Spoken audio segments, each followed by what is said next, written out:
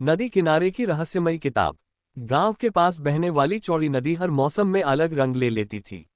बरसात में उसका रूप डरावना हो जाता, सर्दियों में उसकी सतह धुंध से ढक जाती और गर्मियों में उसका पानी साफ नीला दिखाई देता। इसी नदी के किनारे एक पुराना पीपल का पेड़ खड़ा था, जिसकी जड़ों में अक्सर छोटे छोटे जानवर खेलते रहते। वहीं एक नटखट बंदर, मदन, का घर था। मदन बाकी बंदरों से थोड़ा अलग था। वह केवल फल और अनाज की चोरी में ही नहीं, बल्कि हर चीज के रहस्य जानने में भी दिलचस्पी रखता था। कभी गांव के बच्चों की किताबें छीन कर देखता, कभी मंदिर की घंटियों के पीछे छिपकर पुजारियों की बातें सुनता। उसके भीतर एक अजीब सी जिज्ञासा थी, भविष्य जानने की। किताब की खोज। एक दिन दोपहर को, जब गर्म हवाएं बह रही थीं और बाकी बंदर नीम की छांव में सुस्ताए पड़े थे, मदन नदी किनारे खेलने निकल पड़ा।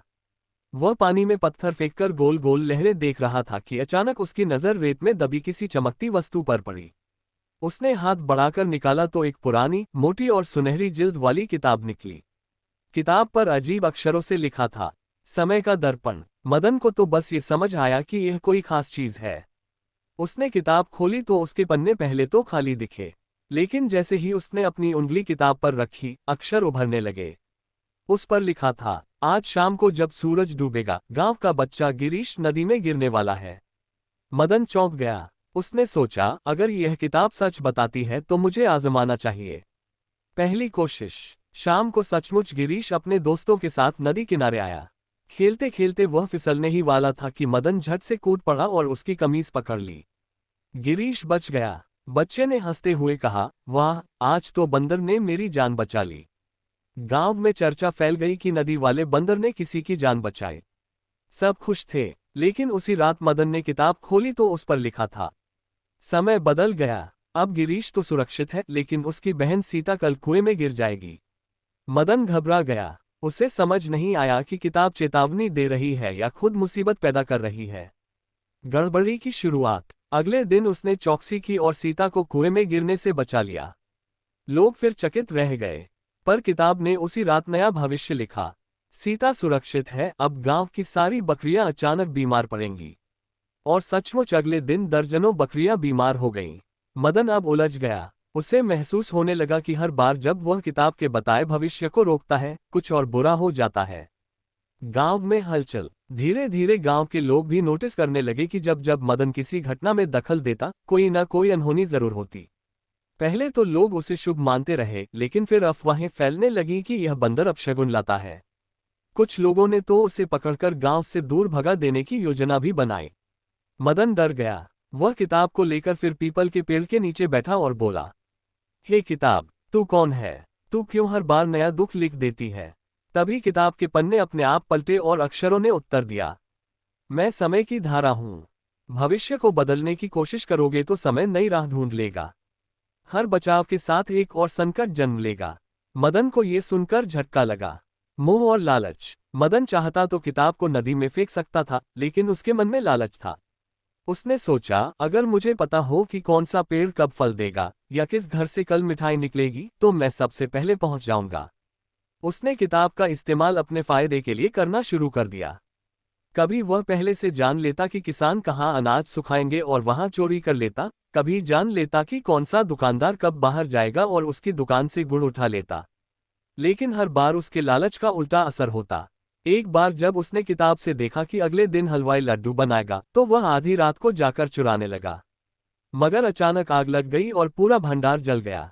हलवाई ने गांव वालों को बताया कि आग शायद बंदर के कारण लगी होगी। अब लोग और गुस्से में आ गए।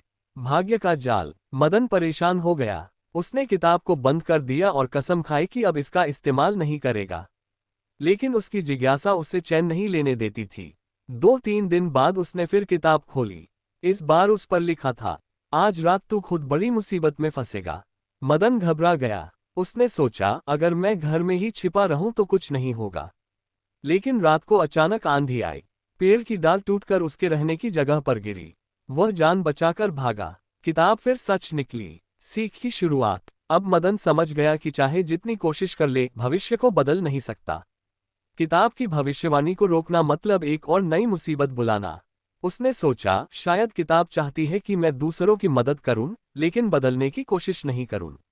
अगर कोई घटना घटनी ही है तो मुझे उसे स्वीकार करना चाहिए और केवल लोगों को हिम्मत देना चाहिए। धीरे धीरे उसने किताब को कम इस्तेमाल करना शुरू किया। कभी सिर्फ इतना देखता कि गांव में कौन सी मुश्किल आने वाली है ताकि पहले से तैयारी कर सके। जैसे जब किताब ने लिखा सूखा पड़ने वाला है तो मदन ने गांव वालों के अनाज भंडार गिराने की शरारत छोड़ दी और उल्टा उन्हें पानी बचाने के संकेत देने लगा।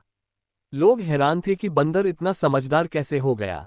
अंतिम रहस्य। एक दिन किताब ने आखिरी बार पन्ने पलटे और लिखा, मेरा काम पूरा हुआ, तूने समय को समझ लिया है, अब मैं तेरे पास नहीं रहूंगी। और अचानक किताब हवा में चमकते चमकते गायब हो गई। मदन ने पहली बार चैन की सांस ली। वह अब और भविष्य जानने की दौड़ में नहीं था। उसने समझ लिया था कि हर घटना, चाहे अच्छी हो या बुरी, समय की धारा में बहना ही है। इंसान या बंदर का काम केवल सही कर्म करना और हालात का सामना करना है। गांव वाले भी धीरे धीरे उसके प्रति नरमी दिखाने लगे। वे उसे अब अपशगुन नहीं मानते थे, बल्कि समझदार बंदर कहने लगे।